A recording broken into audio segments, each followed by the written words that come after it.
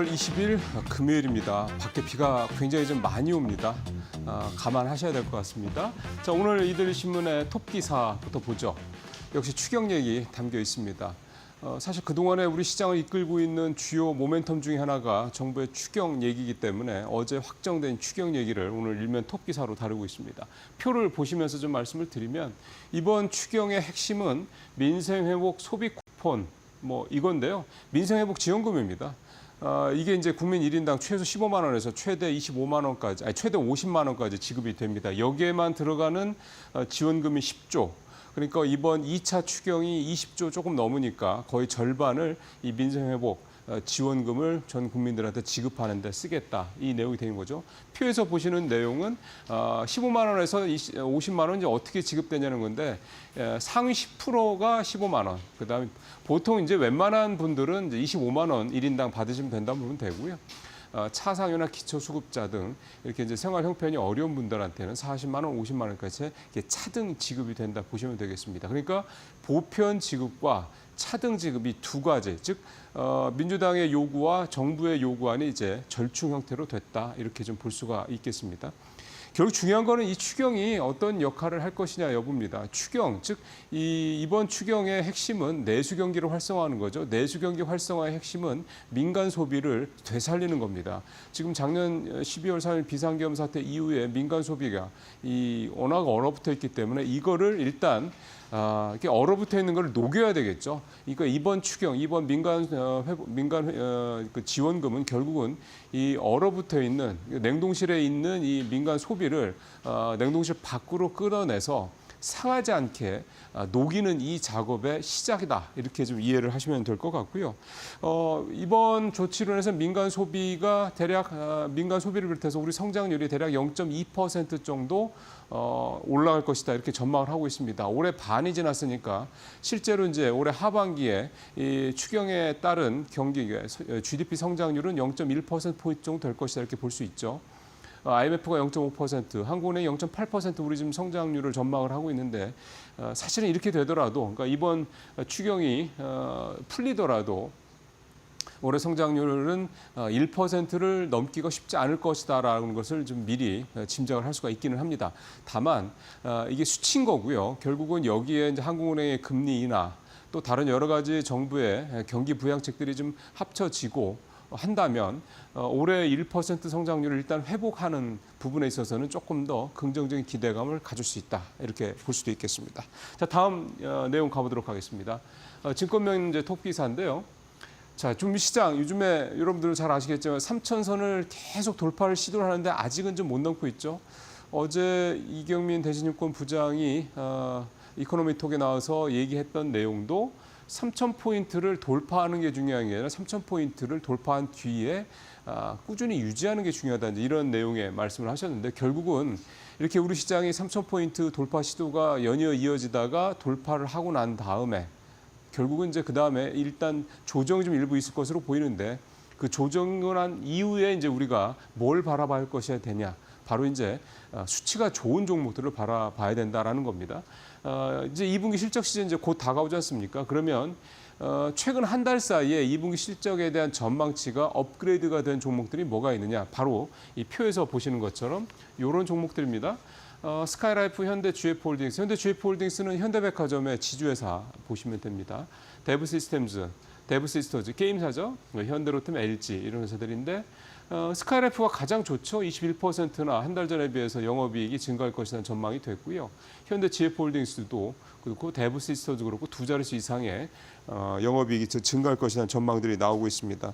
스카이라이프가 왜 이제 여러분 잘 아시는 것처럼 이제 위성 방송을 하는 데잖아요. 여기가 왜 이렇게 실적이 좋아지나 봤더니 알뜰폰 때문이더군요. 결국 따져보면 SK텔레콤의 유심칩 해킹 사건, 이거의 반사 이익의 수혜를 알뜰폰을 판매하는 스카이라이프가 많이 받고 있다. 이렇게 좀 볼 수가 있는 거고요. 현대 GF홀딩스 같은 경우는 현대 홈쇼핑이나 현대 그린푸드 같은 이 현대의 이 유통회사들, 유통 자회사들의 실적이 좋은 거 이게 좀 영향을 미치고 있고. 게임 회사인 데브시스터즈 같은 경우는 쿠키런 이 킹덤 요 게임의 실적이 굉장히 좋다고 그럽니다. 그러니까 결국은 뭐가 좋아야죠. 좋아야지 실적이 좋아지는 거고 이게 일회성 실적의 개선이 아니라 구조적으로 그 회사의 주력 제품, 주력 상품 어떤 이런 부분에 실적이 좋아지는 게 나타나야 결국은 그 회사의 전체 실적이 다 좋아지는 거기 때문에 그런 면에서 봤을 때는 스크라이프 같은 경우는 알뜰폰 판매가 이제 7월 달에 이제 단톡법 폐지도 되고 그다음에 SK텔레콤이 지금 6월 말부터 신규 좀 가입자 모집을 시작을 했거든요. 그런 걸 감안한다면 스카이라이프의 이 실적 상향은 단기성일 가능성이 좀 높다고 좀 보여지긴 하고요. 현대GF라든가 뎁스이스터즈, 현대로템, LG 같은 경우는 좀 더 지속적인 그런 실적 향상, 상향의 어떤 의다 볼 수가 좀 있을 것 같습니다. 자, 세 번째 기사가 뭐죠? 건설주 얘기 좀 오랜만에 해보도록 하겠습니다. 사실 건설주가요. 아마 여러분들 이 표 보시면 깜짝 놀라실 건데 한번 표부터 볼까요? 보십시오. 이게 건설주도 최근 주가 상승률입니다. 이게 연간이 아니라 최근입니다. 현대건설이 무려 최근 한 달 새 72%나 급등을 했고요. 대우건설, GS건설, DLENC, 삼성 E&A 모두 다 두 자릿수 이상. 대우건설 같은 경우는 여기도 역시 원전 이 수혜주의 좀 개념으로 좀 들어가면서 주가가 20% 가까이 좀 급등을 하는 그런 모습을 보였습니다. 보시면 이 건설주들이 사실은 작년까지만 되게 맥을 못 쳤는데 실적이 워낙 안 좋았잖아요. 작년 12월이었나요? 현대건설이 그동안 했던 누적 적자들 한꺼번에 다 털어내는 이런 작업을 빅베스라고 하죠. 이걸 하고 난 다음부터 현대건설을 중심으로 해서 건설주들의 주가가 계속 오르는 모습을 보였습니다. 현대건설이 그때도 가장 주가 상승률이 좀 높았죠. 이렇게 건설주들이 좋은 이유는 일단 여러 가지 모멘텀이 많네요. 앞서도 잠깐 추경 얘기하면서 말씀을 드렸습니다만 지금 우리 그 내수가 민간 소비가 지난 1분기에 마이너스 1%, 특히 건설 투자는 마이너스 4% 역성장을 했습니다.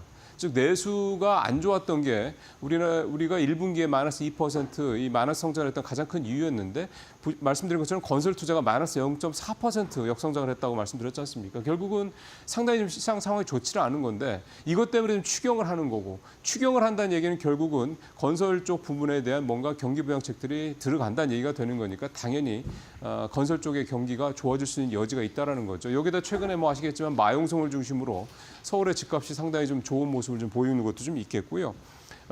그다음에 이제 금리 인하에 대한 기대감 등등등 여러 가지 좀 좋은 모멘텀들이 예상이 되고 있다는 점이 건설주들을 끌어올리고 있는 이유고 앞서 말씀드린 것처럼 여기에 현대건설이라든가 대우건설, DLENC 같은 이런 건설주들은 원전 건설 수혜주 얘기까지 또 나오고 있다는 게 주가가 더 오르고 있는 이유라고 좀 볼 수가 있겠습니다.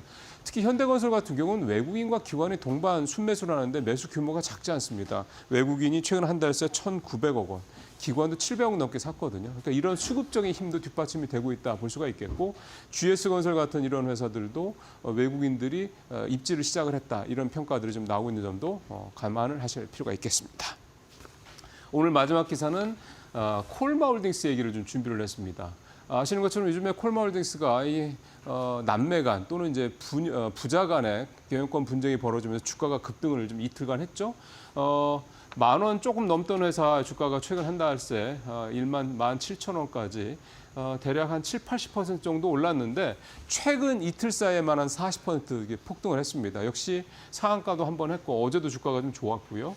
어제 물론 20% 가까이 올랐다가 조금 주춤하기는 했는데 그래도 어제도 두 자릿수에 가까운 그런 수익률을 내는 모습을 좀 보였습니다. 이 콜마홀딩스의 이 경영권 분쟁을 한마디로 요약을 하면 일단 시작은 건기식 회사인 콜마 B&H의 실적 부진 때문이었고 이 콜마 B&H의 대표가 윤여원이라고 이제 윤동환 회장의 이제 딸이죠.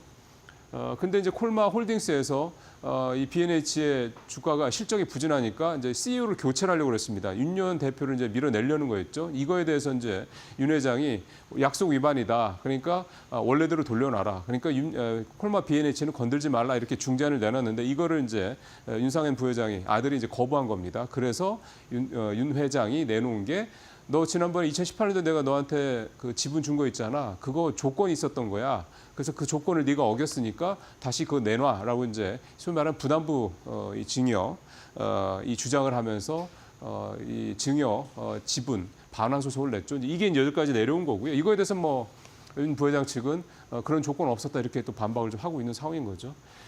만약에 법원에서 이 소송을 이걸 인용을 하면 받아들이면 전세가 역전이 됩니다. 그러니까 윤 회장 측, 윤 회장 측 부녀의 지분이 윤석열 회장보다 많아지게 되죠. 그렇게 되면은 판이 또 달라질 수가 있는 거죠. 그래서 이제 법원의 결정이 이번에도 가장 중요한 포인트가 될 것으로 보이는데요. 그냥 그대로만 간다 그러면 사실은 윤 부회장 측에서는 뭐 워낙 지분 차이가 좀 많이 나서 사실 경쟁이 뭐 갈등의 여지도 없는 상황이긴 한데 이게 법원으로 넘어간 상황이기 때문에 이 콜마 홀딩스 이 경영권 분쟁 역시 법원에서 결국은 조정을 할 수밖에 없는 상황이 됐다 이렇게 좀 볼 수가 있겠습니다. 다만 아시다시피 법원에서 결론이 누구한테 나든 간에 주가는 여전히 상당히 좀 급변락을 할 수 있다. 이 부분은 좀 감안하실 필요가 있겠습니다. 네, 오늘 뉴스브리핑 마치겠습니다.